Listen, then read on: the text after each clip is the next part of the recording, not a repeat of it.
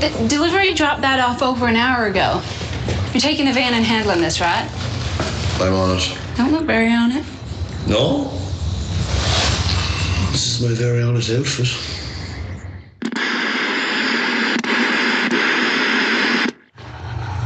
Please let me get you some food. Let me get you out of here at least for an hour. Maybe you'll luck out and the place will burn down while we're gone. 1 hour? Then you'll leave me alone? All right. I'll meet you out front. I'll meet you out front in 5 minutes.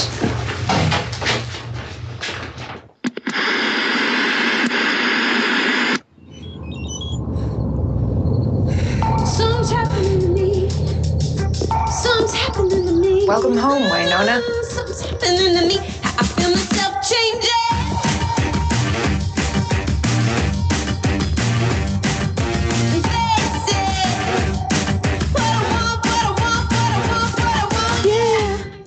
Very nice finger puppeting there. Hello, everybody. Welcome to the Fandom Zone, episode 68 for the week ending July 16th, 2016. He's got a little rubber finger puppet. My co-host, Charles. Hi, Charles. Hello. How you doing? I'm Aaron. I have some of those, actually. I used to play with cats with those, but these ones like to eat the hands off, so stop playing with them. This is like a little monster guy that I've had ever since I was a kid. I was looking around at my knick-knacky junk that I've got littering my underground fortress here where I broadcast from, and I just said let's pull this guy out. I love those. I have a bunch of them somewhere, and the cats like to gnaw the little arms.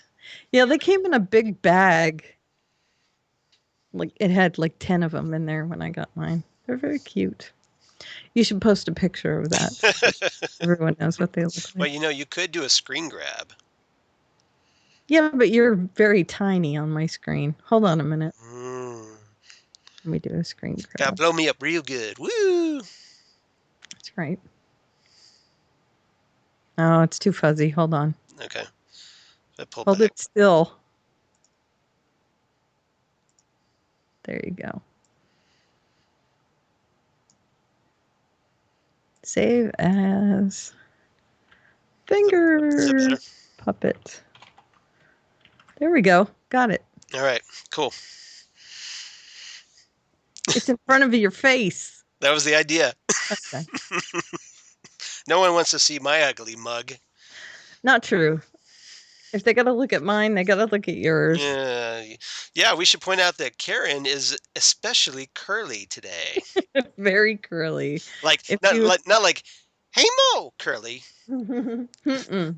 If you have seen my Twitter machine or my Facebooks, the little redhead girl with the curly hair and Charlie Brown Peanuts cartoons. I have a new avatar. And it is my face hole. my face thing. Well, isn't that glamorous sounding? Your face hole. My face thing. All right. So you want to tell them this is the Fandom Zone podcast? That's right. I said that already, but I'll say it again. Let's remind them because we digress so much. Fandom Zone podcast, episode 68 for the week ending July 16th, 2016. Yes. Where we will be discussing Preacher, episode 7. Right. Outcast episode 5 and Wynonna Earp episode 5. Those are caught up now. Yeah, they did. They tied up because Outcast decided to take the Independence Day weekend off. Right. So now we're playing catch up. Here at least. Yeah. Not in Canada. Right. Which means so they got to see it first, which is why I got to see it before. That's right. Cinemax users. We can technically watch them right at the normal time, but we're not. So we could actually watch ahead, but no, not so. No. So anyway, So do you want to jump right in?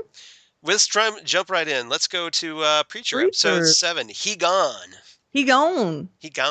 And it is directed by Michael Morris. who directed some *Halt and Catch Fires*, *Kingdom*, and *Brothers and Sisters*, starring Callista Flockhart. Nice. Written by Mary Laws, who wrote a movie called *The Neon Demon*, which was part of the Sundance Film Festival last year. And the only other credit to her name is *Preacher*. Okay. All right. My story titles are *Young Guns/ If You Can't... I've got more writing credits than that. I know you do. And I don't have any. Yeah, you do. I've got a few, but I got more writing credits. Yeah. A story is *Young Guns/ If You Can't Stand the Heat, because they flashed back and forth between the young kids and the adult versions. Right. B story is *In Word and Deed*. I know what that's about. That's right. And C story is *Explaining Eugene Away*. Right. Yeah, we're kind of left hanging a little bit on Eugene. Yes, but we do get an explanation. This is true. That's why I use that. And I put the comma because he is still away.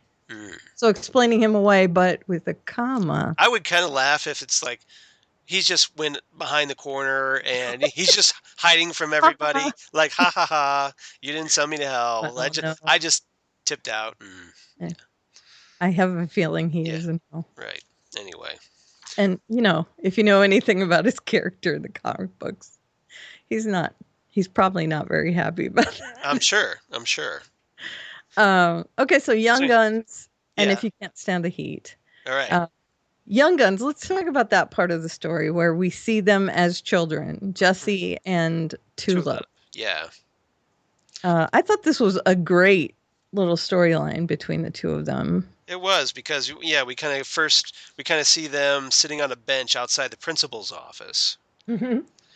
And Jesse's father shows up, demands an explanation, of course, and there's Jesse says he was just standing up to bullies who were picking on Tulip.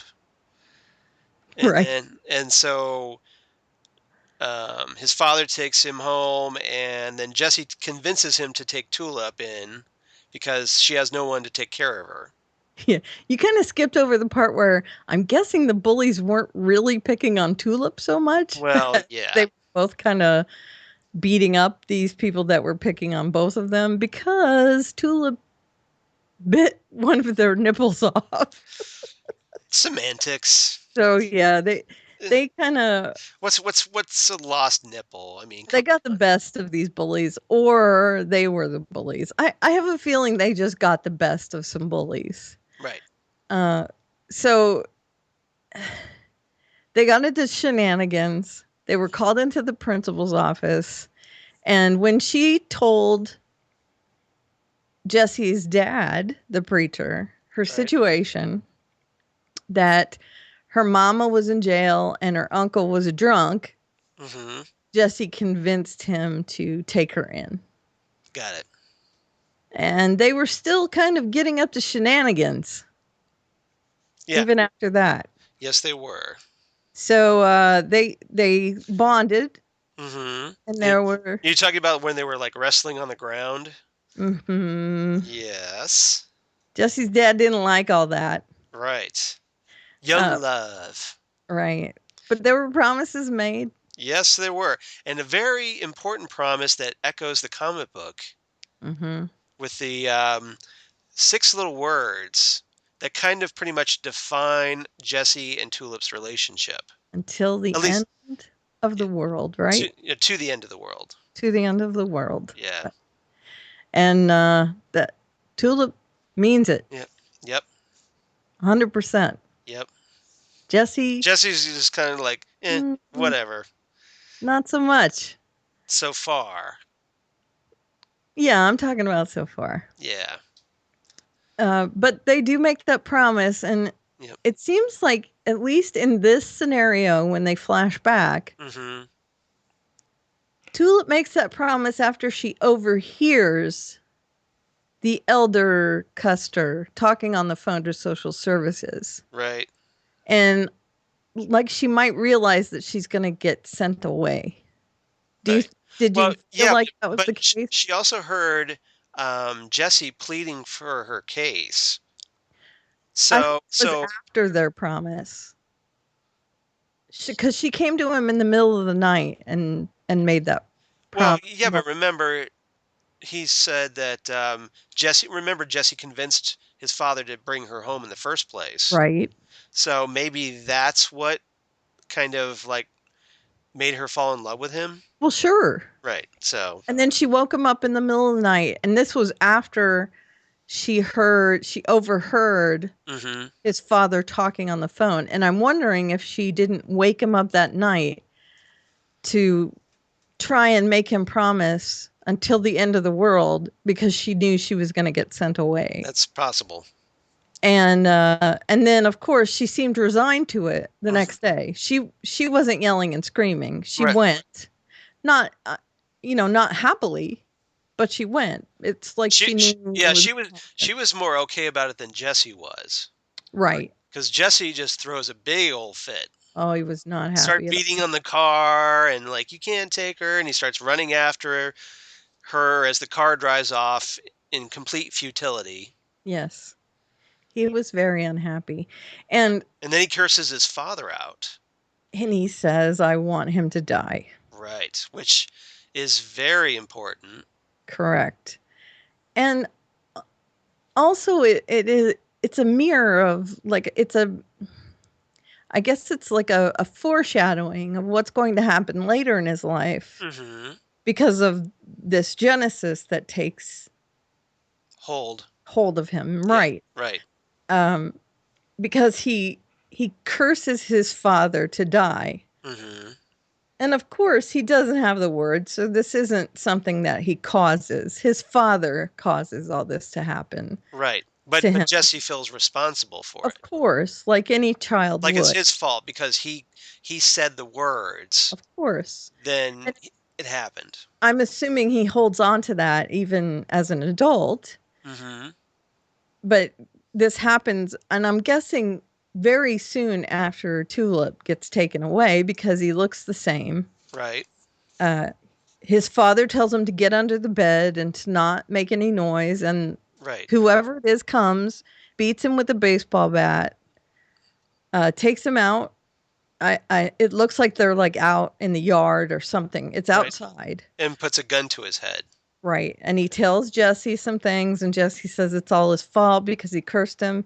And then he shoots him right in front of his son. And that was after he makes him promise that to be one of the good guys. Right. Right. Which is, I'm assuming, why he came back right to the town as a preacher to try and save the town, quote unquote. Now, the two of us probably know who killed Jesse's father because we've read the comics, and it looked very familiar. Yes, it did. To a certain upcoming character. Yes. Starting with the letter J. Yes. Okay. I'm assuming, yes. Yes, okay. So that's all I'm going to say about that. Right. But yeah, it's pretty close to the comic. Right. That part at least. Yes, that part at least. But it's a pretty important part. Oh yeah. So I'm glad to see that they kind of kept that. Right. Although they are keeping it a mystery, which I loved. Like they're not jumping into that too fast. I'm getting the feeling that that's going to be the season 1 cliffhanger. That would be okay with me. To reveal these figures that have been teased. That would be great, I think. And I think season 2 will be that storyline. Now, there's a link I put in our document that Pajiba, the site, has a season ender theory, and it doesn't have anything to do with the cliffhanger. It has something to do with how something is going to happen that was supposed to already have happened. Right. And I'm going to talk about that in a spoiler ending. Okay. Of our podcast. So yeah, give us spoiler warnings. Yeah. Look forward to that later. Yeah. If you don't want to be spoiled, skip it. Skip that part. Right. But I'm saying that right up here so that if people are interested in hearing that, they will know later. That's a good little tease. To listen for that. Yeah. Yeah. Since we were talking about the season finale. Okay, so if you can't stand the heat, this is the updated version of Tulip and Jesse. Right. And we do the see modern version. Correct. Mm-hmm. We do see Tulip and her uncle. Tulip is, I guess she's taking care of her uncle, but not really. She's checking on him. Checking in on him. She finds it an odious task. We see this little cutscene of her taking off her shoes, throwing them on a car, running down the street, and grabbing pants from this kid. Right. Right. Apparently, because her uncle, I'm sorry, Mm-hmm. is drunk, passed out on the front steps. Right. And these kids have taken his pants. And not just that, but like his socks are half off and he is like, he's a mess. So, but Tulip chases these kids down. Right. And gets the pants back. Now everybody in the neighborhood is just kind of like looking at, Tulip there on the front porch with her uncle. Just they're shaking their heads. Right. Walking by, giving the old stink eye. Right. And I'm guessing it's a little stink eye at Tulip, but it's mostly stink eye at Tulip's uncle. Right. Because, come on, don't pass out on your front porch. Not a good look. Right. And then some of it is, why can't you take care of him? Tulip. Come on, you're trash. Get him off the street. Exactly. That sort of thing. Do something about this. And that's part of Tulip's issues is that, she feels like she grew up trash and she doesn't feel like she's worth anything. And she feels everybody stares. Yeah. And it obviously bothers her. Right. And that's part of why she loves Jesse, because he always accepted her for what she is. Right. And why she's all angry with everybody else. Right. Exactly right. But then we have the scene of a very interesting dinner with our four main characters. It wasn't that awkward. Yeah, the most awkward dinner party. Yeah, so basically we just to set the table here, we've got Jesse, we've got Tulip, Cassidy, and Emily. Right. So for those of you who've been paying attention, Emily's all crushing on Jesse. Right. Tulip is seriously in love with Jesse. Right. And always has been. Madly in love. Correct. Cassidy has had sex with Tulip.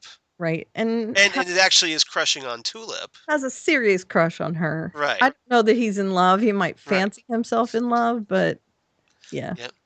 And Cassidy and Jesse are a bromance. Yes, a big bromance. So. And Jesse is pretty much in his own head right now. He is, and unfortunately, it's not making him seem likable at this point. He is a huge jerk in this episode. He's being like his doucheometer is hitting stratospheric heights. Yes, the doucheometer is an 11. But is that so much him or Genesis? Right. And I kind of chalk it up to Genesis. A little bit. Because he wasn't this way before Genesis. No. He was very meek and mild. Right. And for someone who was trying to live this life. Absolute power corrupts absolutely, right? I mean, that's the deal. Yeah. So there's this dinner party. And super interesting because Tulip cooks. Badly, apparently. Yeah, and there's a bit of shade being thrown by Emily. Yeah. Well, this is an interesting taste. Well, it's that kind of southern, like I can politely destroy you. Right. With insults. Right. And Tulip doesn't get it at all. She thinks it's a compliment. It's vanilla. Yeah. It's kind of like, well, aren't you just precious? Right. And Emily comes back and goes, okay. okay. Or bless your heart. Right. That's a very Southern put down. Right. So Emily is she understands that Tulip doesn't get the fact that she put her down. Mm-hmm. Uh, Or she's ignoring it. Right. So she's nonplussed. She Mm-hmm. doesn't quite know what is going on there. Cassidy has already revealed to Jesse earlier in the episode that he saw what happened with Eugene. Right. So there's this tension between Cassidy and Jesse. And Tulip wants Cassidy to come clean about being a vampire. Correct. And that's happened like halfway through this dinner party. They're all like getting pulled away in little pieces. Yeah. And then partway through, Eugene's dad comes in and asks where Eugene is. Yeah. His whole purpose in this episode is just to go, where's Eugene? Where's Eugene? Anybody seen Eugene? Right. Exactly. Yeah. So Emily stays where she is at the table. Let's see. Tulip stays where she is, right? At one point, I'm trying to think. Okay, at one point, the vanilla has spilled on the pan and it catches on fire. And this is a foreshadowing moment as well. Right. Because the whole kitchen is like going nuts. And this is when Eugene's dad is there. Yeah, it catches on fire, and Tulip says something like, well, I didn't know that if you coat something in vanilla, it'll catch on fire if you put it in the oven. Right. And everybody else is just like, well, of course you know that. You should know that. Right, because there's alcohol in it. Yeah. So his dad is there, but he takes that opportunity to leave in the chaos. And this is when Jesse and Cassidy go outside, and we don't see what happens between the girls, but apparently they're like cleaning things up. Right. So Jesse and Cassidy are outside, and Cassidy confronts him about Eugene. Well, yeah, but first thing he does is he walks. He's carrying a fire extinguisher with him, and he follows him outside, and then immediately belts him across the face with the fire extinguisher. I guess like to wake him up. Boom! Yeah, snap him out of his whatever he's in. Right. Because he's all like withdrawn. Right. And it's just like, here's your wake up call. Boom. Right. And clong. And he says, what are you going to do? Are you going to bring him back? And this is where the C story is explaining Eugene. Mm-hmm.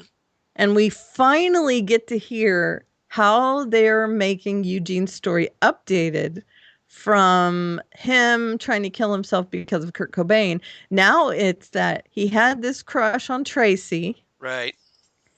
Tracy rebuffed him. He didn't accept it. He tried to kill Tracy. And in the misery that followed that, he tried to kill himself. He failed on both accounts. Right. Yeah. Basically, yeah. He turned it on himself, the shotgun on himself, after shooting her in the head, supposedly. Right. And I say supposedly because this is the story. Right. Now, my question is, now I'm a little uncomfortable with this story because it makes Eugene sound like a real douchebag who deserved it. Yeah. I mean, he deserved to go to hell, apparently, if this is true. I agree. So I would like to think that, no, that's not the story. I'm hoping this is the case that, she tried to commit suicide, but Eugene has lied about it and said he shot her to protect her honor. Right. And then shot him. Like, in reality, or like I like to think the real story is, okay, she shot herself and screwed it up. Right. And he was so horrified by it, he tried to take his own life, screwed that up. Right. And his story that he said was that, I tried to shoot her. I'm hoping that's the case, because otherwise it's a major deviation from the comic, and it's raised a little bit of controversy for fans of the comic. It has. because you're taking this very likable character and you're like, well, I don't know, maybe he needed to go to hell for that, if that's the case. Right. So we'll find out. Otherwise, they could have made it like a car accident or something like that. They made it this way for a reason. Mm-hmm. So we'll find out. And these are fans that are already kind of upset that Jesse's so much of a jerk. Right. So I'm not sure what they're doing. We'll find out. With their depiction of these characters. So far, I like the show, so I'm putting my trust in them. Yeah, hopefully this works out, because right now, it's, if you're a fan of the comic, you might be a little let down by some of this. Right. So thankfully Cassidy kind of redeems it, because Cassidy's so awesome. He is really awesome. So you kind of overlook the others, like, I wish this was a little more faithful. Yeah. Yeah. But it's a good show. It is a great show. I mean, I love it. I just have to kind of take myself away from the comic book a little bit, because they have deviated quite a bit from it. They have. So Cassidy hears this story about Eugene, and he says, well, you can't really be his judge. You can't send him to hell. You're not the judge of him. Then, what about me? Right. I'm a bad person too. And he starts stripping in front of Jesse, and Jesse has no idea what's going on. And then he steps out into the sun. And of course, because he's a vampire, he bursts into flames. Well, this is after he tossed him the fire extinguisher. Right. He goes, so what are you going to do about me? Are you going to let me go to hell, or are you going to save me? Yeah, so then he's just like, okay, he puts his arms out. He's like, okay, sets himself on fire intentionally with sunlight. Right. And it's up to Jesse to put him out. We don't see Jesse put him out. Right. We don't know what happened. Because we cut back inside. Right. And then Jesse walks in, brings the fire extinguisher in. We presume he put Cassidy out. I'm assuming. Now, I love the scene where he walks in, though, because it's blocked beautifully. Mm-hmm. He stomps in, he thunks the fire extinguisher down on the table. Right. He sits down really hard in the chair. Right. And he proceeds to just eat really, really fiercely. Mm-hmm. Yeah. So I got to think that some of this is Genesis. Right. And he asked Tulip, did you know about him? And Tulip's like, ugh. She says, did he tell you? And then he asks Emily, did you know about him? I don't know anything. She says. And then she's asking where Cassidy went. Right. But we don't know where Cassidy. It's such a great scene because he is angry. Every fiber of his being is angry. It shows in everything that he does in that scene. He's got food in his mouth. Right. I mean, and then Tulip kind of puts him down a little bit by saying, well, that's obviously what your father would be really proud of you right now. Right. Exactly right. And which is he's trying to totally pushing his buttons. Right. And it's tying back into that story, the flashback story of them as kids. Right. Because this is where she knows him as a child. Right. And we also have to assume that they met back up as adults because of the boyfriend. Yeah, and that whole affair with what's his name? That guy that Tulip wants to kill. Exactly. Yeah. Yeah. But then Jesse gets all angry with her, and he's like, he calls her O'Hare instead of Tulip. She stomps out too. Right. She calls him a dick and then walks out. Right. And then that leaves Jesse alone with Emily. And Emily is sitting there really awkwardly. Mm-hmm. And she starts in on this tiny little speech where she says she believes in him. Mm-hmm. And then he says, well, you're stupid. And then tells her to go home. And tells her to leave. Yep. Which is the dickometer up to 15. Right. But the only thing that gives me hope now, because at this point you're really not liking Jesse as a character. Right. And he's the protagonist. So you kind of need to get people to like him again. Right. And like they've come very dangerously close to turning people away. What they do to redeem him a little bit at the end of the episode is Jesse, when he returns to the church and he looks down at that spot where Eugene disappeared. Right. And then he starts ripping up the floorboards. Right. And trying to use the word to bring Eugene back. Yeah, Come back. like he's digging through. He's just like, come back. Right. Exactly. And this comes back to explaining Eugene away. Right. Where he is trying to get Eugene back. Right.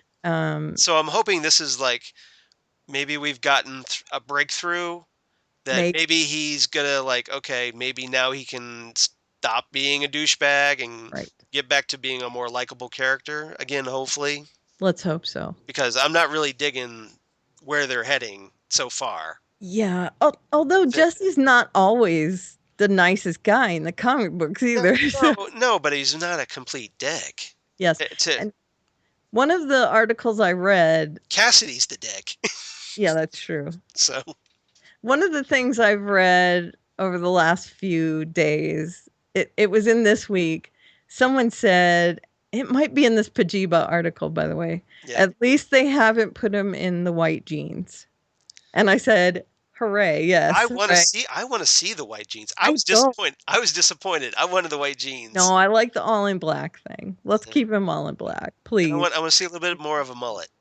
No mullet. No. No mullet, no white jeans. I'm good with how it is. Although white jeans would be pretty tough to keep clean. Yes, no, thank you.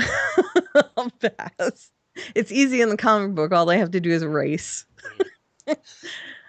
So I'm assuming Cassidy is somewhere healing.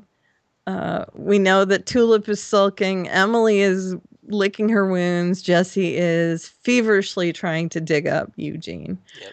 Now, the other storyline, Inward and Deed. Halfway through the episode, Jesse is watching them block out this play, and he is being a dick yet again. Right. The dickitude continues. Right. This is before the dinner party, and he's telling them, they're doing it all wrong and all this stuff. And he gets interrupted from being the producer of this little play about, I guess it's Lot's wife. Is that what they're doing? I think so, but yeah, he's telling Jesse tells her, Emily, like the actors need to be terrified of what they're seeing. Right. Instead of this, they're being clunky and wooden. Yeah. Right. But he gets pulled away by Kincannon. Mm-hmm.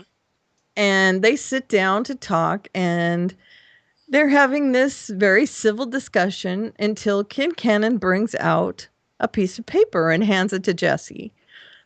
And Jesse opens it, and he notices it's the deed, and Kincannon wants it signed over to him because that's their deal. Right. He's not a Christian, so he wants Jesse to pay up. He wants the land. And Jesse's like, wait a minute. You said you would serve God. Right. And see, this is where it backfires. Serving God to him is not being Christian. Kincannon has interpreted the word his own way. And so he wants the land. That land is his. And Jesse says, no, that's not our deal. Right. And he walks out. So where we go at the end of the episode, where Jesse is digging down in the bottom of the church, we see all of the Civil War reenactors, all of the guys from the plant. They're all marching behind the Kincannon meat and power plant. Yeah. Right. He's got his demolisher and he's ready to go. You mean the bulldozer? Yeah, whatever. It's a bulldozer. Yeah. Whatever it is. But yeah, he's kind of like, it's this big, like, almost like an army procession. Right. Like he's marching to war. Yep. And it's like... and the bulldozer is his tank. Right. Yeah. He is coming out to church, and he is going to knock it down. And I'm assuming he thinks that if he knocks it down, Jesse will give in and give him the land, because there won't be a church on the land anymore. Right. So that's where we end the episode. Yep. It's hard to believe we only have 3 more episodes of this first season. Right? So I know, crazy I time. got to think everything's going to start hitting fan. I thought this was kind of a little bit of a lackluster episode Yeah. compared to last week. Wasn't the best, but a lot of stuff happened in this. Yeah. So we'll see where it goes. We did get at least an explanation about Eugene, and I liked all the background stuff about the kids, about Tulip and Jesse as kids. So. Yep. Oh, and we did get finally a shout out to Jesse's matinee idol. Right. Yes. Brian Felipe. Yeah. There's a little bit of a debate about who knows Jesse better between Tulip and Cassidy. Right. And yeah, Cassidy, like Tulip asked Cassidy who Jesse's favorite movie star is. Right. And Cassidy's all like, "Oh, Ryan Phillippe." Right. But no. But Tulip's like, "No, you idiot, John Wayne." John Wayne. Yes. So we finally got a John Wayne mention. That made me laugh out loud. Yeah. When Cassidy said Ryan Phillippe. And that's the moment that Cassidy finally tells Tulip about the power of Genesis inside Jesse. Well, he doesn't come out and say it, but he says he hints at it. You do anything. And Tulip says, "Oh, I don't think so." And he said, "You'd be surprised." Mm-hmm. So he alludes to it. And this is Cassidy's MO, is that he doesn't ever really come out and tell you anything. No, he's a very secretive person, and I think he likes the secrets. Yeah. Because I think it makes him feel more interesting to people. Right. He hasn't told Jesse that he's a vampire. Or he doesn't trust them. He told Tulip that he was a vampire is because he healed in front of her and drank the blood in front of her. Yep. Otherwise, she wouldn't have known, most likely. So, okay, so what is your rating? My rating, like I said, I thought this was a little lackluster compared to last week's episode. So I'm going to give this one just 8 fire extinguishers to the face. To the face. To the face. Yeah. Weren't we like 9 last week? I think I was a 9 last week. I think. Yeah. I think I was too. And I give it 8 pairs of clunky shoes. Yep. Those were really clunky shoes she put up there. So now on to Outcast. Outcast. Oh, yeah.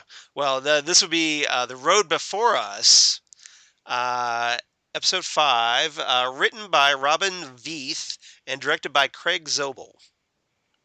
And That's I guess right. and Craig Zobel worked on The Leftovers, and in future has worked a little bit on the upcoming American Gods, which I cannot wait for. I know, me too. That casting is just impeccable. Okay, except for Dane Cook. Yeah. Which disappoints. But his character is a jerk, so that's actually that's appropriate. Fine. That's fitting casting, as far as I'm concerned. And Robin Veith from The Expanse and Mad Men. So there's some talent there. That's right. My story titles: 2 Girls, a Guy, and a Sydney. That's Sherry, Mildred, Brian, and Sydney. Right. Those are all the possessed people, obviously. BFFs for realsies: Chief, Giles. Is it Giles? I think it's Giles. And Ogden. Right. Daddy's Girl: Amber and Allison. Yeah. So. Yeah, there wasn't a lot going on in this episode, but it was important. Yes. What was going on in this episode. I agree. See, it's the thing about Outcast, and I think that's probably why it feels so slow-paced, is plot point-wise, there's not as much going on as, say, Preacher. Right. Or Wynonna Earp, I should say, because Wynonna Earp is pretty plot-heavy. Mm-hmm. Outcast is more about mood. Right. So they do everything at a little slower paced, and you drink everything in, but as a result, there's not as much meat there. Right. It's all in the presentation. It might not seem like it, but we got a lot of information in this episode. We did, and that's one of the things about the comics where we are. I should point out this because I've been reading the comics, just to kind of follow along a little bit, and they start doling out more and more information in the comics. So I'm hoping that translates to the show, because there's a lot coming up that should be coming up. And so if you kind of thought that, well, there's not much to this show, you might want to give it another second chance, because it should be picking up at this point, and I think it's starting to. Yeah, it really is. They start piecing things together. I want to actually start with Amber and Allison, if that's okay with you. That's fine with me. It's a small part of the story, but it's a very important part. He decided he's going to sit outside Allison's house. Right. And he's worried about that she's still possessed. Right. Do you think he has a restraining order? Does he have? Yes, I think he does have a restraining order, because they talked about it, and I think a couple episodes ago, where he's not supposed to be like a certain amount of feet or something. Right. So yeah. So he's sitting outside with Anderson, and Anderson doesn't think it's a good idea. Yeah. But he can't help himself. He's sitting outside. They don't go in. They don't do anything. They end up leaving. And he calls his sister, Megan, and says, "Can you please go check on them? Because I'm worried." Mm-hmm. Even though she might seem okay, I really think we need to check on her and make sure. Yeah. So she says, "Okay, I'll go over there." She's not happy about it. She'll go over though. Mm-hmm.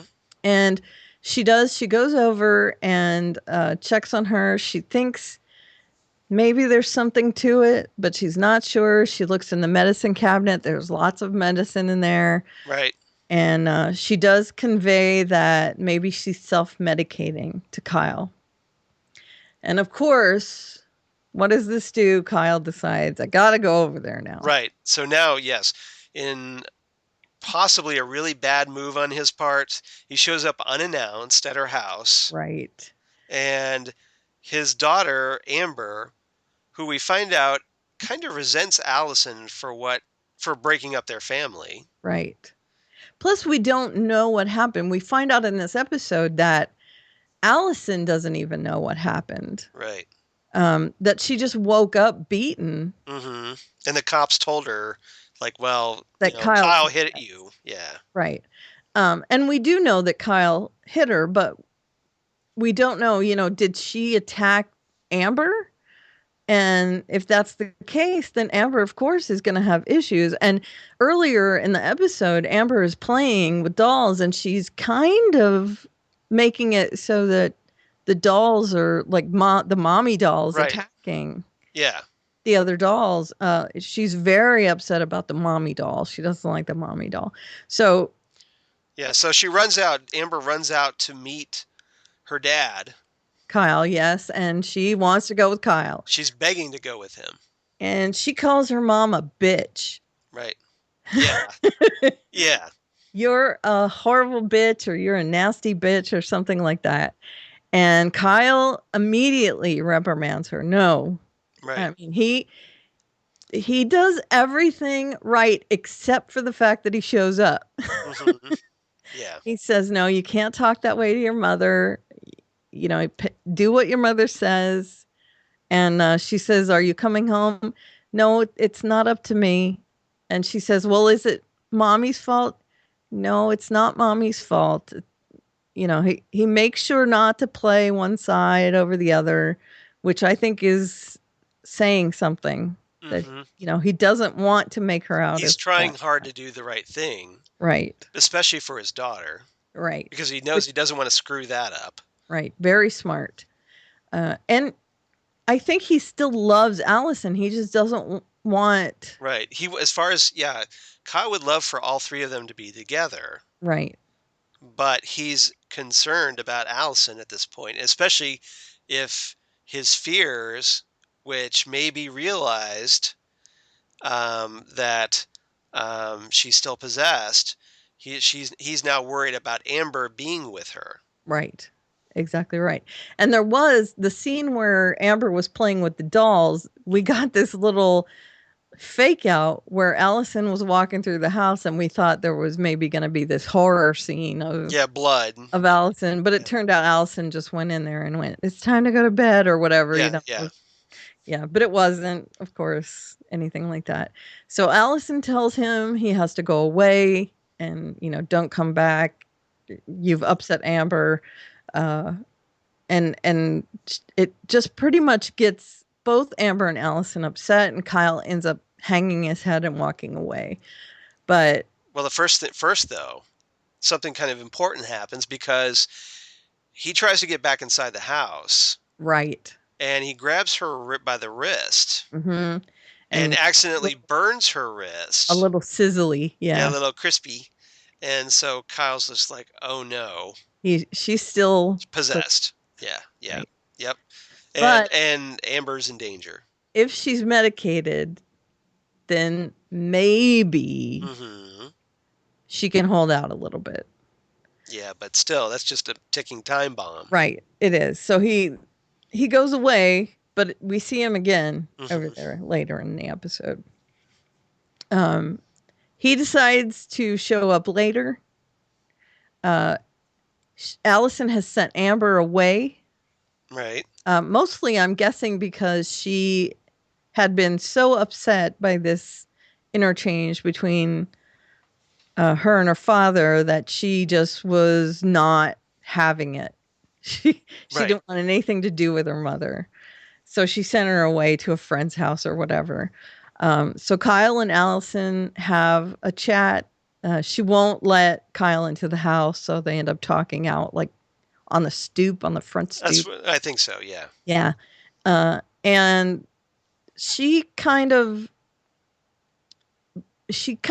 breaks a wall inside herself, and they end up kissing, but he doesn't want to go there.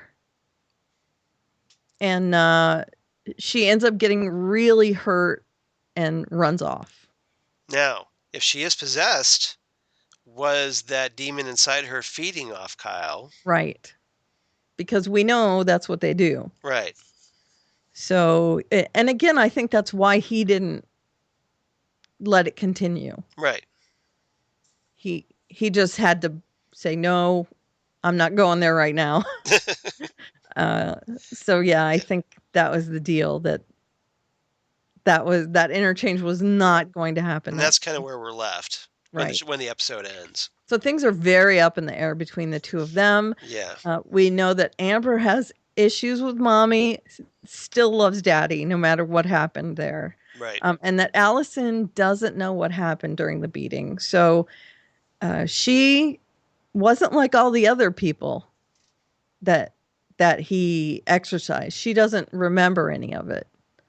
So she just woke up, and all she was just told that Kyle beat her. Right. So there are some explanations, though, coming. There should be. Mm-hmm. So, yeah, just stay tuned, because there's more coming here. Right. Then we get another side story of Chief Giles, yeah. Giles, yeah, whatever. Right. And this is where, what's his name? The cop, brother-in-law cop. Oh, Mark. Mark, yeah. Mark comes in. He's got the evidence back, and some of it comes in from Sherry, who is one of the possessed people in this episode. Right. Who is a missing girl.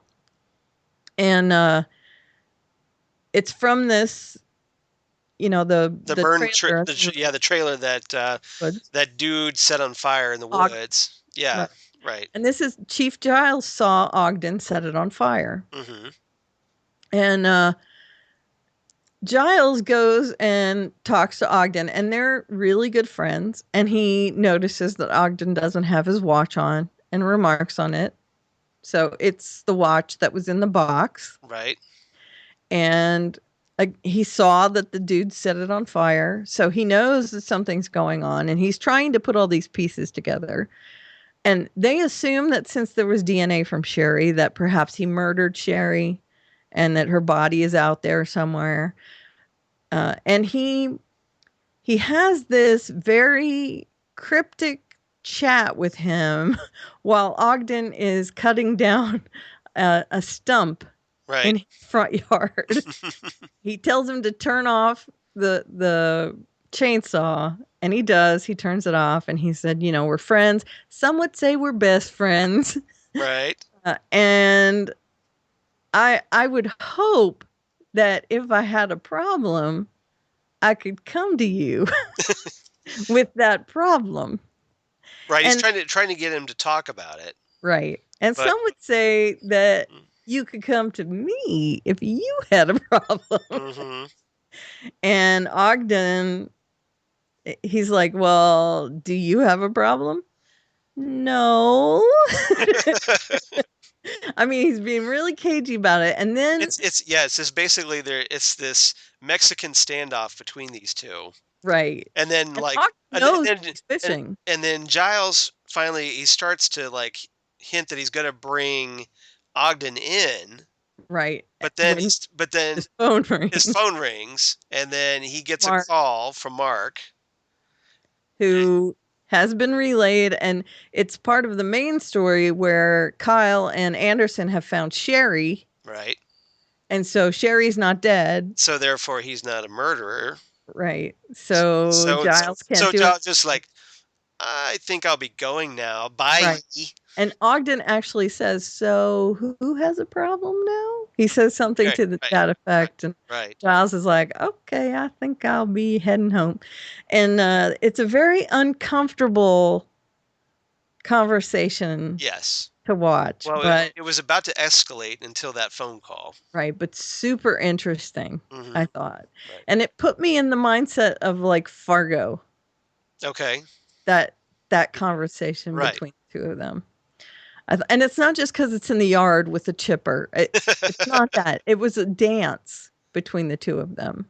A very understated dance between the two of them. And then the farcical nature of the phone ringing right then, and the guy saying, so whose problem is it? Yeah. Well, I think it was more like, Giles knows what Ogden's up to. Right. Ogden knows what he's up to and knows that Giles probably knows something by this point. Exactly. But can't prove it. Right. So, yeah. So there's a huge dance between the two of them. Right. And now Giles has... Like, I know that you know that I know that you know. Right. And Giles has his hand now. Yeah. So there's going to be some issues there. Okay, and then on to our main story, really, which is... We're going to talk about the possessed people. Yeah. We kind of get our first encounter of, two possessed characters. Right. Brian. Right. Who is the pet store owner. I was thinking of Sydney and Mildred, but... Well, that doesn't come till later. Okay, let's talk about Brian first. Brian, who's the pet shop owner, who is estranged from his wife. He's shut down the pet shop, and he's now living there. Yeah, in the shut down pet shop. Right, and where there is an undead parrot in the window.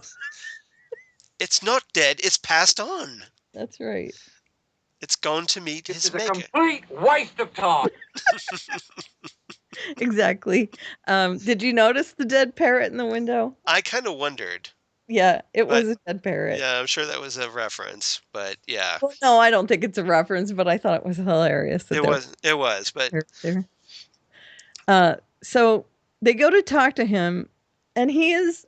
Now, this is a guy another guy that Reverend Anderson supposedly cured from... Cured. Yeah, ended the possession. Right. And he hasn't been heard from in a little bit. So they go to visit him, and he's not combative, but he's also not cooperative. No, and he's just talking about, well, pet store was a stupid idea anyway, and... I hated all the people that came in because they wanted organic dog food, and... Yeah. And my wife was a horrible person, and I hate my life, and... So he's very unhappy, and Anderson is talking to him... on the same level. They're both talking, sitting in chairs, while Kyle is up and pacing around the room. And well, probably because he's thinking about Allison. Sure. He's got other things on his mind. Right. And when they first got there, I noticed that the guy, Brian, wouldn't shake their hand. Right.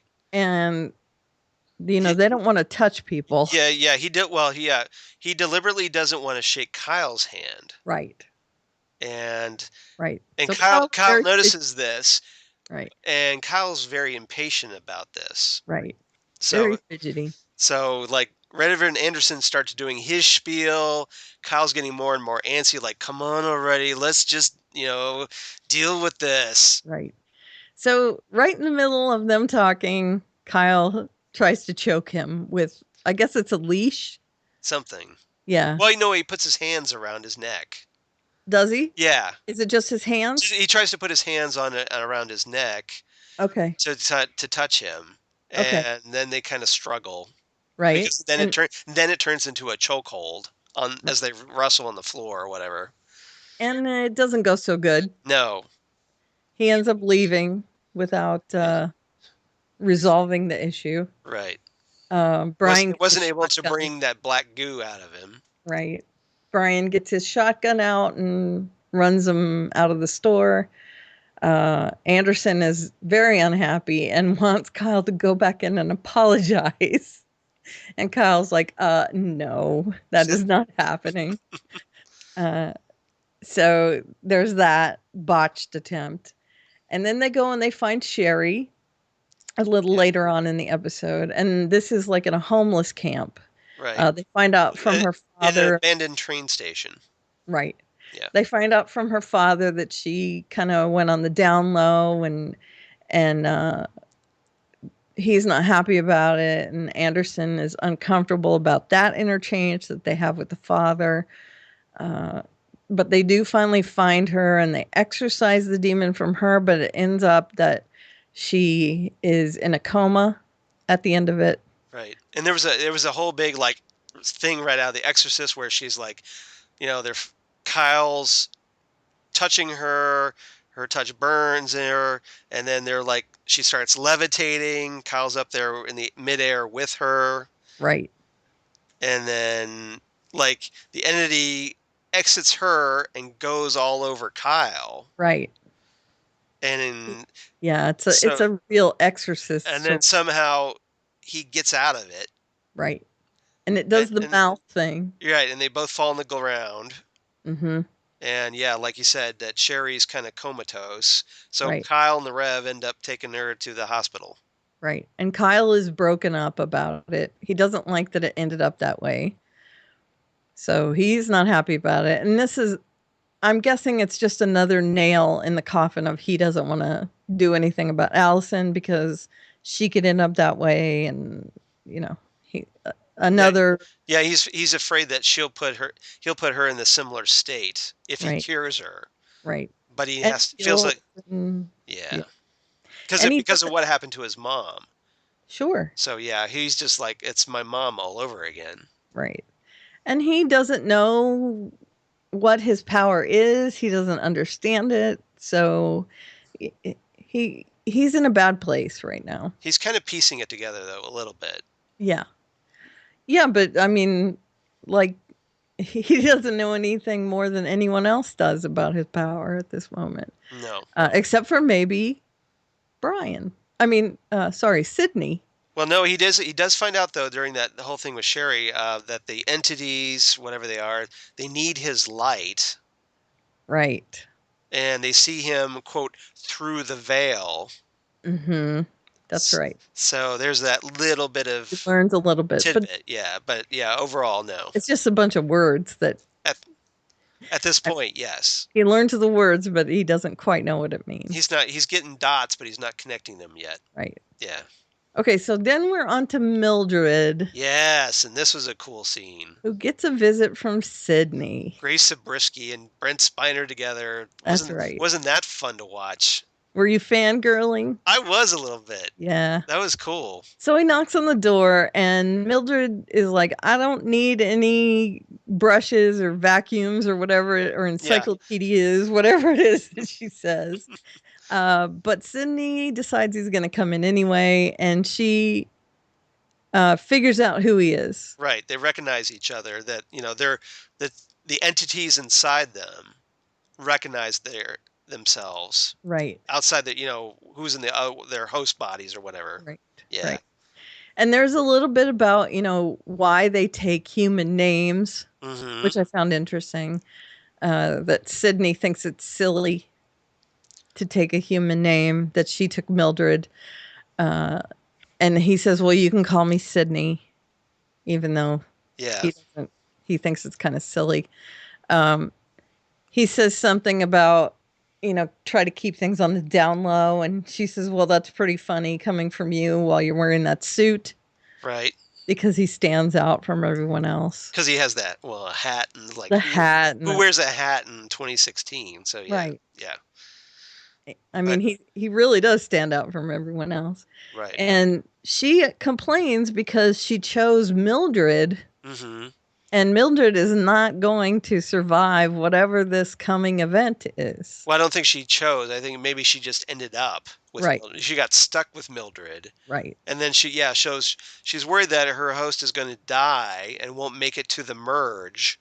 Right. Which is, we finally get another mention of the merge that we haven't gotten really since episode 1. Right. And then she tries she tries to get some energy from Sydney. Yeah. So we get to see Grace Zabriskie and Brent Spiner making out. Oh, yeah. I don't know that I would really play this music, but you know why I'm playing. Now, who might be responsible for what's going on here? Could it be... Could it be Satan? Thank you.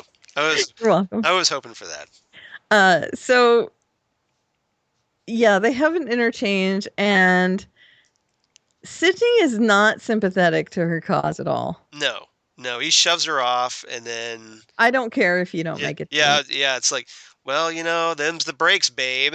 Yeah, pretty much. Bye. Right. And he is not into the whole kissing thing. No. And he's like, see you later. Yep. Gotta go. And that's the end of their interchange, right? Pretty much for now, yeah. So, So we see that Sydney is cognizant of who he is, definitely. And Mildred knows who she is. She's not like the other possessed people. Right. She's aware. So so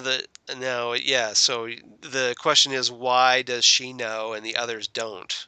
Right. So hopefully I kind of know a little bit because I've been reading the comics, but hopefully we'll get it expressed on the show. Right. And that explains the last couple episodes where she was cagey about talking to people, talking to Kyle, because she is aware of what the entity that's inside of her. So it really does explain how she was talking.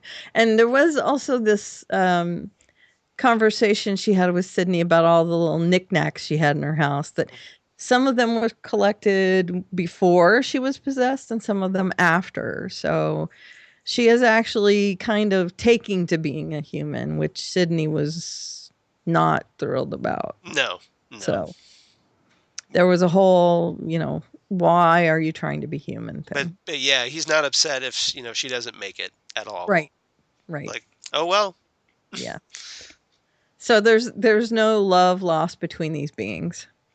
It's just whoever makes it, whoever doesn't. Now, Sydney does cough again. Mm-hmm. So I think there's obviously some problems with his host as well. Right. Yeah, but he's got to play it off because he's Sydney. Right. And maybe he has a plan to survive it. Mm-hmm. So, maybe. Okay. Am I missing anything? I don't think so. I think that pretty much hits it. Okay. Everything. So what was your rating? My rating was 8 Barbie dolls. Right. Pounding the crap out of each other. Yep. What was your rating? Bad mommy. Oh, no. I'm also with you on this one. We're totally in sync, I think, for the most part this week. 8 shotguns in a pet store. Yep. Poor Brian. Yeah. Lost his wife, lost his living. I don't feel bad for him. I don't feel bad for him. I'm like, whatever. No. but he's possessed, so yeah. Yeah. So is it really his fault for being that way? I might feel bad for the real Brian. Well, the real Brian, because the demon is just basically took over what was I guess a decent life and wrecked his marriage, wrecked his business, and has ruined his life totally. Yeah. Yeah. So it's like, and he didn't ask for it. It just happened. So yeah. Although I do feel worse for Sherry. Right. Because she was younger and... Oh, I had more of her life ahead of her? Yeah. Yeah. And I feel worse for Brian's wife. Than Brian. Yeah, because imagine having to live with that. She's kind of innocent in all this. Yeah, and she doesn't have the advantages that Kyle has, apparently. So exactly. Yep. All right. Let's move on to Wynonna Earp. Wynonna Earp, 105, Digging Up Bones. Digging Up Bones. By Paolo Barsman, who has directed a crap ton of other episodes. Right. And written by Shelley Scarro from Lost Girl and Degrassi. We should just call this the Degrassi-verse. I never watched Degrassi, so... No, but I'm not Kevin Smith. I didn't they're all Degrassi. from this. Okay, I'll take your word for it. Lost Girl, Degrassi alums, Canadian show production, right. We need a You Can't Do That on Television. Right? I love that. I loved You Can't Do That on Television. Me too. I miss that show. So, Yak. Yep. So my A story, fishing for information. See what I did there? I see what you did there. B story, revenation with representation. Nice. C story, judge, jury, and executioner. Ooh. That's right. You're right. So, fishing for information, of course, is the revenant fish. Who shows up in Wynonna's car. Yes, he does. Holds a knife to her throat. That's right. Takes her hostage. Yep. And there's a bunch of other stuff, but we'll talk about that in another storyline. Takes her hostage, drives her out into the woods, and says, tells her, gives her this whole story about, I need to find my lover that we said we were going to meet up, and then we need to die together. And before all this can go down, though, Doc shows up. Of course. And he and Fish are good pals. Yeah, there's a very tense scene where, like Wynonna's all angry at Fish, and then then here comes Doc, and they're just like, "Oh, hey, buddy, how you doing?" Right. Good old boy palling around, and Wynonna's just like, "Seriously?" Right. He took me hostage. Right. So, she says, "Look, I'll help you if you help me. I need to know who the other 2 of the 7 are. So if you can help me figure that out, then I'll help you reunite with your lover, and I'll put you out of your misery together." And Fish says, "It's a deal. I can get you a picture of the 7. And so they're going to go on this like treasure hunt for the picture. And what happens really is they end up like going and drinking together and all this other stuff first. And Doc and he have a good old time. And I really enjoyed Fish. I don't know about you, but I liked him a lot. Right. Now, I thought it was really interesting, though, that they made this photographer, male. Really? How come? Well, because of, in the Old West, you didn't typically have those kinds of relationships. But so it's interesting. You didn't get the hint when he wasn't saying my girlfriend or my wife? Well, I did. Of course I did. But, okay. But my point is just like, I thought the idea that they, instead of making this lover female, that it was a very interesting. It was interesting modern take, because they didn't obviously do that back then. You'd think Doc would be like, "Wait, what?" Right. Yeah, but I thought it was cool. Right. It was cool. I totally agree. It was cool. Yeah. But yeah, you would think Doc would. I would think Doc, because Doc being from another time, right, would have issues with that. Sure. But it's a modern show. That's true. Yeah, exactly. It's not the modern sensibilities. It's maybe not the most realistic show. Right. Right.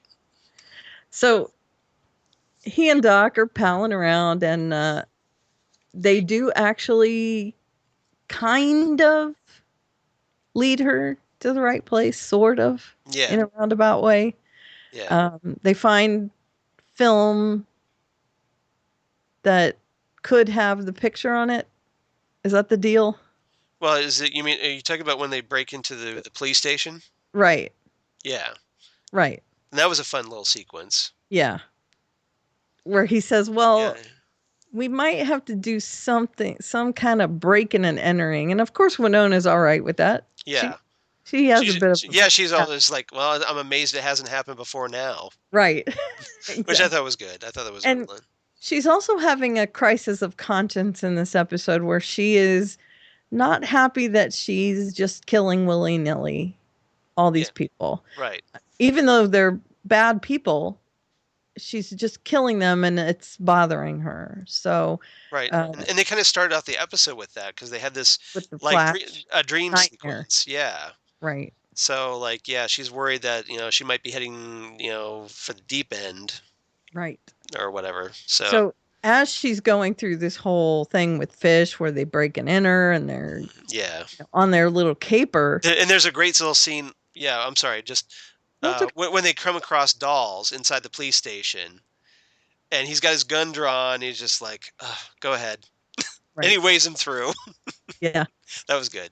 I love that. Yeah. Because he knows, they're breaking in, but I think he trusts Wynonna. Right. Right. If they're breaking in, then there's a reason. Something she needs. Yeah. So as she's on this little caper, she's trying to figure out, and she knows that she's going to have to dispatch Fish and his lover at the end of all this. Mm-hmm. And she's trying to figure out a way to come to grips with this through the whole thing. I'm thinking that this is going through her mind the whole time. Right. Because she's a little on the somber side, I guess. A little bit. She's not quite so Wynonna-ish during the middle part of this episode.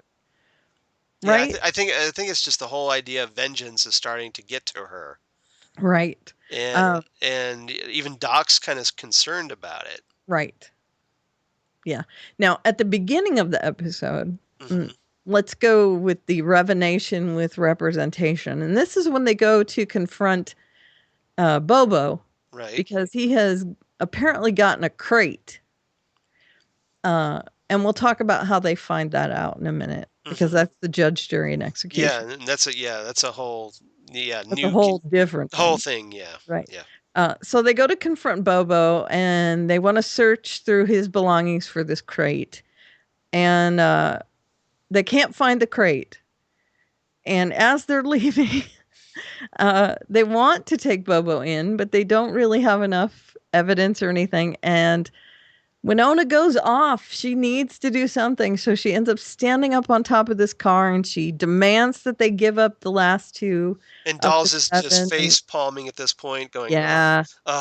Will you get off the car, please? Right. And he tells her to get off the car. And he's saying, get down. You have to stop this. And he ends up taking in Bobo because really he wants to take in Bobo, but they don't really have enough to take him in. And Wynonna has gone off the deep end, so he has to get her down off the car, and he has to get the other police, and he has to vacate, essentially.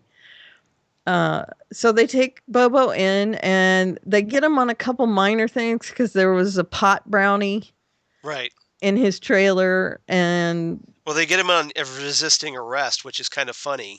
Right. Like, we're arresting you. What are you charging me with? Resisting arrest. Right. Right. And the one thing they did have him on was this pot brownie. So right. The pot brownie and then resisting the arrest for the pot brownie after the fact. Yeah. So that whole thing, and Wynonna, once he's in the room, in the interrogation room, Wynonna goes in there, and she's thinking, "Hey, you made it easy. I can come in here and take you out." I'm gonna go back to No. This is an important point. What happens here? Right. I'm gonna take you out, and she points the gun at him. The peacemaker, yeah. And she can't take him out. And this is part of the whole. I am not coming to grips with killing people willy-nilly thing. She can't just pull the trigger. Yep. And he ends up getting the gun away from her, and he holds it even though... Yeah, he does this Dark Lord of the Sith move where he uses the Force and draws the gun into his hand. Right. Like Darth Vader in Empire Strikes Back. Right. And it's showing that he is a pretty powerful revenant because it burns him. It does burn him. And he holds it at her. But so apparently he can hold it long enough maybe to use it. We don't know. He doesn't pull the trigger. I don't think he could use it. Yeah. Because it's magic bullets. Right. But he does use, I think it's his will. He ignores the pain. Right. And just like, I'm not going to let her see me in pain over this. Right. So he takes it. The only thing that stops this threatening interchange between the two is his quote unquote lawyer showing up. Yes. And new character, everybody. That's right. New big major player on the scene. Character alert. Yep. Yeah. That would be Miss Storm. Who's actually... Was it Stone? Oh, I'm sorry. Yeah, that's okay. Oh, yeah. Because the Stone Witch. That's why she's called... Right. Right. Right. But her name is Constance Clutie. Right. And he says, Miss Stone. Right. She is the Stone Witch. And it turns out that his crates were containing bones of two skeletons that she wants to reanimate. Right. And he wants Doc, we find out. Mm-hmm. He and Doc are... Yeah, it's like, this is the woman that he's been looking for. Mm-hmm. Yeah, Doc wants her. And he wants that crate. And not in this way. Yeah. Doc does not want her in this way. Yeah. Now, because apparently, and then we find out... giving away something, although he calls her Mrs. Stone, but you guys could probably guess that it's Mrs. Stone. Doesn't take much to figure out. No, it doesn't. Because they already previously mentioned the Stone Witch. Right. So, unless you're really thick... Right. You should, or not very observant. Yeah. You should have picked up that, Miss Stone Witch. I got it. And especially when you have Miss Stone doing like really supernaturally things. Right. Now, Bobo says to her, why didn't you tell me you were afraid of Doc Holliday? Right. And she kind of evades that question, but she is afraid of Doc Holliday. Right. So we'll have to see where that goes. Yeah, but we're getting some more additions to the mythos here. Right. And we find out that Bobo and Miss Stone had a deal. Mm-hmm. That the bones were apparently the key to get out of purgatory. Right. Well, we'll find out more about that next time. I'm sure we will. Yeah. But you've watched ahead, so. No, I'm... Oh, you're current now? Mm-hmm. Oh, good. I was current already. I thought you had watched... I do know a little bit about this, though. Okay. So, just from getting spoilers on my timeline and stuff. Got it. Okay, so... Now let's go back to the interrogation room. And when Wynonna goes in, she sends Waverly out. Now, Waverly has gone in because, as we learned before, Bobo was her invisible friend growing up.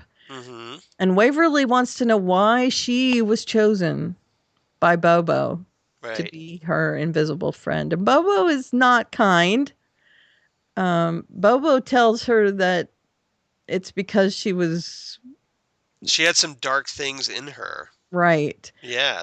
That she was young and weak. I sense darkness in you. Right. And Boba says, no, you were never weak. You were angry. Waverly denies it. And Bobo says you have depths that neither one of you know. Mm-hmm. So I'm sure that will pay off later. Dun dun dun. I'm trying to find it. I moved all my stuff around on my soundboard. Okay. Sorry about that. Okay, so there is that. Now, judge, jury, and executioner. At the beginning of this episode, we get another new player in the scene. Right. Wynonna takes some coffee over to the precinct. Mm-hmm. And I love this. She walks in on Dolls while he's exercising and shirtless, and he's all sweaty. And there's some stammering. Yeah, there's some stammering. Oh, yeah. And he says how the air conditioner's shut off. And mm-hmm. Yeah, right. And then he tells her that they have to go meet this judge. And when she keeps transposing words like, like pics or pecs or whatever. And right. Yeah. And she says, put on a coffee and I'll give you your shirt. She has coffee or whatever. Yeah. I'll give you your chest or whatever it is. Yeah. And I didn't know what his first name was until this episode. It's Javier. Oh, okay. Javier. If it's with an X, it's Xavier. Okay. Like Charles Xavier, Professor X. Okay. It starts with an X. Yeah. So he says we're going to go see this judge because he summoned us, and his name is Kreiderman, Judge Kreiderman. And Wynonna is not happy to hear this because apparently she's had some dealings with this judge before. Well, because, she's breaking the law. Breaking the law. Judge Dredd. Yep. So I love that we know each other's things. Yes, we do. So they go to see Kreiderman, and Kreiderman he wants to be in the loop, mm-hmm. as it were.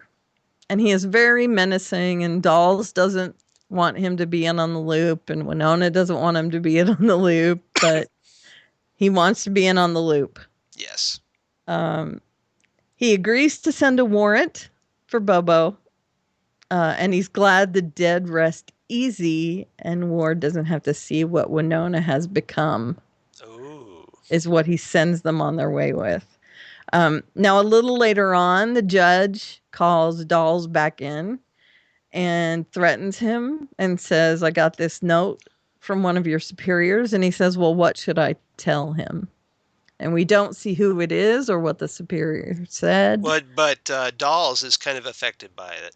Yeah, he gives a look like he's a little worried.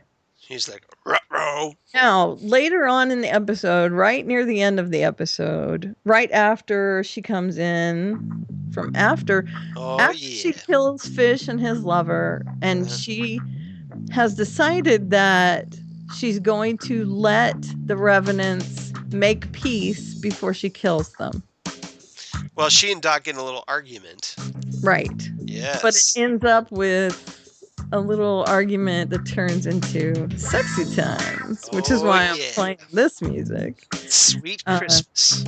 But then after that, she's changed into a new outfit, and she meets Dolls back at the precinct where he is developing this film into pictures. And one of the pictures is the Seven and Wyatt's body. Okay. In the middle. So she now has a picture of the Seven with Wyatt's body. And Doll says, this looks familiar. And it goes to Kreiderman's office where the same picture is hanging. Oh. Dun, dun, dun. Right. Where is that? Exactly. Thank you. You're welcome. So that's why I said judge, jury, and executioner. All right. Execution. So yeah, we definitely have the Wynonna Earp overall mythos arc. Right. Expanding. We've got new players in the scene. So yeah, there's more wheels within wheels. Right. And there are some very interesting seeds being planted. The one by Bobo in this episode is important. Right. And the picture's important, I know, and the bone witch is important. Now, I don't know what two of them mean. I do know the bone witch. Stone witch. Sorry. Stone witch, Well, yeah. she's got bones there. I know. I do know what Bobo's hint means, and that's because someone spoiled me to that. Right. But I don't know what the other ones mean. Okay. So, well, the more the Stone Witch and less of Bobo, I would be perfectly happy with. I think you'll be interested in the seed he planted in this, though. Okay. We'll find out. Okay. To be continued next week on the Phantom Zone podcast. So, what did you give this episode? Because I thought this one was really good. I thought this was really good. I mean, I thought this has been better than some of the earlier ones we've had. I like the fact that when we started the episode, we had kind of a very artistic dream sequence going on. Mm-hmm. You've got you had the addition of new players on the scene. Things seem to be escalating nicely. So I kind of enjoyed this one. This is actually my favorite episode of the week. I give it 8.5 out of 10 fish hooks to the eye. Yeah, that was gross. Because there's a really gruesome scene where Wynonna takes a fish hook. Yeah. To somebody's Another eye. Revenant. Another Revenant. Yeah, Vinny the Viper. Right. They have to torture him for information. Yeah, so they're trying to get some information about him, and yeah. It was gross. It was good. Puts it through his finger first. That was gross, too. It was.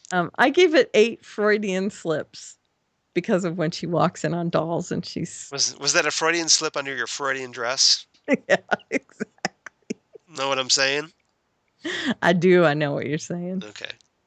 It was. She had several Freudian slips on in this episode. Okay. And then she took them off later on in the episode. Hey now. Oh, yeah. If you know what I'm saying. Oh, okay, so we have feedback again. Yeah, we do. From Zub. Zub's becoming quite the regular. I know. I love it. It's, sadly, we haven't had Justina reviewing stuff. Well, she sent us a graphic. Oh, did she now? Yes, it was up on our page. That's true, she did. We appreciate it. That was a good one. I like that one. I retweeted that. She's giving us feedback, which is awesome. Twitter. Yeah, so we are. But Zub's writing in. Mm-hmm. So, yeah, let's hear from Zub. What's Zub? You want me to read that? I can read that if Sure, you read it. Okay, let me pull out my handy-dandy iPad here. Alrighty. Dear Karen and Charles, I give this week's episode of Preacher 8 church floors destroyed by a guilty conscience. Mm-hmm. So, actually, Zub is right in sync with you and me on this one. To be honest, this week's episode left me somewhat confused for the first time. I can understand why. Yeah, I can too. Maybe it's just me fixating on a small issue, but sometimes these little things just get stuck in your mind, which I hate because it totally distracts you from watching the show. Mm-hmm. Hopefully you can explain it to me. Well, we'll try. Right. Why is King Cannon all of a sudden asking for Jesse's land? Mm-hmm. Jesse instructed him to serve God and made a bet with him if he made King Cannon believe in God so that he could keep his land.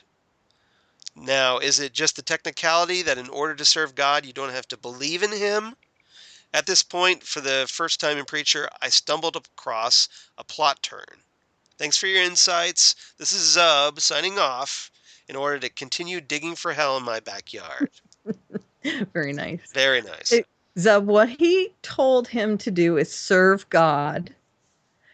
And what Kin Cannon thinks that means is to serve God when that suits his interest. And what Jesse thinks it means is for him to become a Christian. Right. So they have two different outlooks, and Jesse doesn't think he's lived up to the bargain. Right. And once again, Jesse has not specified the fine print. Right. When he used the word. Right. So they're both kind of interpreting it in their own way. Right. And Kin Cannon thinks he won. Right. Yeah. So which is why he's demanding the land. He's serving God. Yep. He came to church. Yep. He's not a Christian. He did exactly what Jesse said, and He thinks he's won. He's not a Christian, but he came to church, and that's it. Yep. He should get the land. So that's the dealio with Kincannon. That's just. And technically, I'm kind of on side thinking that Kincannon might be in the right on this one. A little bit, yeah. Jesse is making assumptions that right, that don't actually exist. Now you don't want Odin Kincannon to get the land. No, he should.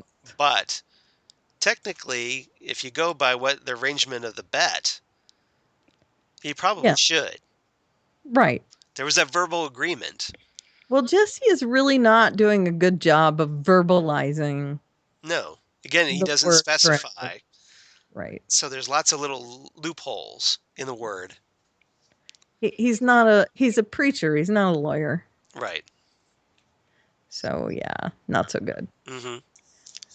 So we hope that answers your question. Yeah. And where can somebody like Zub Xerox reach us if they want to ask some questions? Well, like Zub, you can email us at fandomzonecast@gmail.com. Mm-hmm. You can post something on facebook.com/fandomzonepodcast. You can always tweet us at fandomzonecast.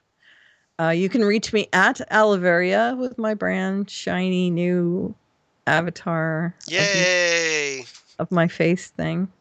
And in my bio. And give, and reassure, you might, you'll look at this pic and reassure Karen that, she looks good in that pic. So. Okay. Despite what she thinks. Don't say it if you don't mean it. Well, you'll probably mean it. Okay. At Aliveria, and in my bio, there is a link to my blog at which you can find all my other links. And where can they find you, Charles? They can find me, of course, at Charles Skaggs on the Twitter machine, or the Instagrams at Charles Skaggs, or Google Plus for all you crazy kids on the Google Plus, Facebook, of course, at Charles Skaggs, and my blog of geeky things, Damn Good Coffee and Hot, where I talk about all these comic book shows and more. Yay!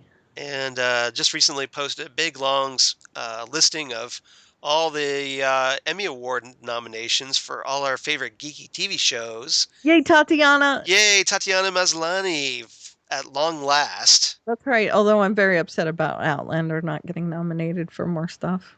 But Tatiana, yes, I'm very happy. We won that battle. And how great was it just to see Tatiana Maslany nominated for Sarah, Allison, Helena. Lead actress Sarah, Tatiana Maslany as Sarah. And then supporting actress, Tatiana Maslany. Although I would have liked, and nominated for best lead actress in a drama series, Tatiana Maslany. And then a guest star. Yep. In a show, in a drama, exactly. Tatiana Maslany as Crystal. That would have been awesome, right? Yeah, best special effect, Tatiana Maslany. Right. But she did get a nod, which is awesome. I thought. Yeah, it was good. Fantastic. So I was very happy to do that. And if she doesn't win, outrage. Well, she was nominated. I'm happy for that step, at least. It was a genre show that was nominated for something. And apparently that was only Orphan Black's sole nomination. Mm-hmm. So, but it was a big one. So at least it got that. But I mean, just to point out that like other shows like Gotham got 3 nominations, and Jessica Jones got a couple for their titles. Right. But sadly, there's no nomination. Ritter should have been nominated. Kristen Ritter, David Tennant got robbed, in my opinion. Mm-hmm.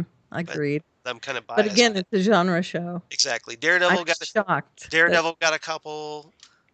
So I'm shocked that Tatiana got nominated, because that just doesn't happen for genre shows. Right. But Walking Dead got a few, but again, those are all in the technical. Yes, I know. Yeah. We're used to that. Yep. All right. Although Game of Thrones cleaned up. Well, that's different. 23 nominations. People love that show. But it's a fantasy show. No. I know. Okay, that's a whole different podcast. Yeah, I know. I agree. So okay, before we end though, I'm going to talk about these two little news stories, which could be spoilers. So spoiler warning. We're gonna do a little spoiler warning. If you don't want to hear the spoilers for Preacher, spoiler alert. Right. Then we'll say goodbye to you now, and thanks for listening and all that stuff. And check us out next week.